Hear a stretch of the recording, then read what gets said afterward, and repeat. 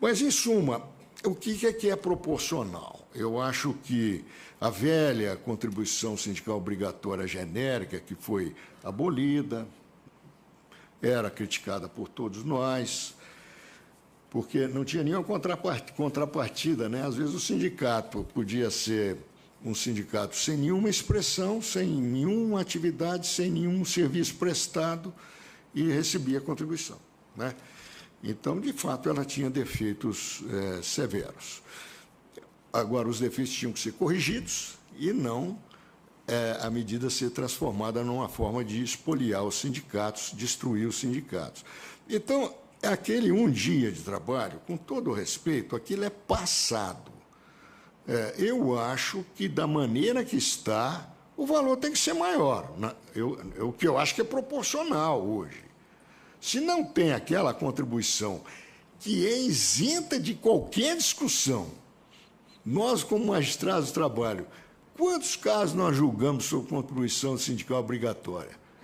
Eu já devo ter sido relator de mais de 200 mil processos. Eu devo ter julgado uns 5 no máximo. Não é verdade? Não tinha ação, não tinha discussão sobre isso, né? Então, mesmo depois da emenda 45, que nos deu a competência, né? Então, ou seja, nós temos já 20 anos aí de experiência e não tinha ação. É sinal de que aquele dinheiro era absolutamente garantido. Esta é uma novidade, vai surgir, tem resistência, tem várias correntes. E ela está conectada à negociação coletiva trabalhista. Então, me parece que... É claro que se o sindicato não quiser cobrar nada, bom, não tem problema nenhum. Nós estamos só discutindo os parâmetros. O que seria abusivo ou não, o que seria desproporcional ou não. O movimento sindical fala com toda a razão. Se eu estivesse no movimento sindical, falaria a mesma coisa, mas não é o nosso papel. Aqui nós estamos tratando, neste caso, nesta palestra, de parâmetros sob o enfoque do direito também do Poder Judiciário, do Ministério Público do Trabalho, daquilo que nós estamos acostumados a lidar dentro da ordem jurídica, né? Me parece que nós, a contribuição, um dia de contribuição, em tese, varia dependendo da base de cálculo, né? O que é salário de um dia, mas a lei já explicava bem. Dentro da explicação da lei que foi alterada com a reforma trabalhista e que vigorou durante cerca de 80 anos, 75, era mais ou menos 3,3% do salário. Então, me parece que nós temos que trabalhar com um número que seja 2 vezes ou 3 vezes maior do que isso, né? Que não pode passar disso. Em outros países, os números são muito maiores.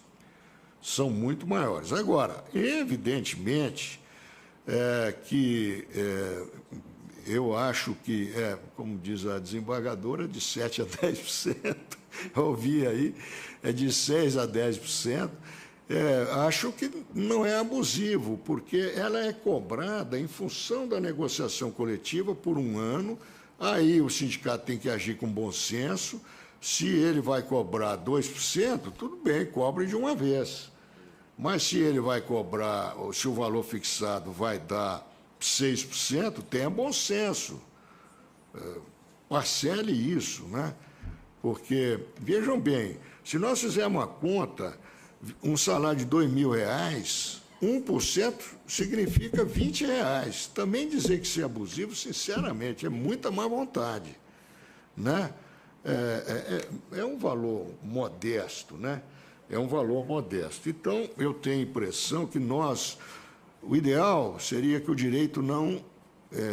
que as autoridades, como diz a OIT, não entrassem nesse assunto. Isso é o ideal. Mas nós sabemos que, na tradição do nosso direito, se houver ato abusivo, nós entramos em qualquer assunto. Não é assim, né? Tudo passa pela proporcionalidade, pelo princípio da proporcionalidade, pelo princípio da razoabilidade. Então, nós já estamos tentando antever um parâmetro em que nós, magistrados, Ministério Público, vamos dizer, olha, está razoável.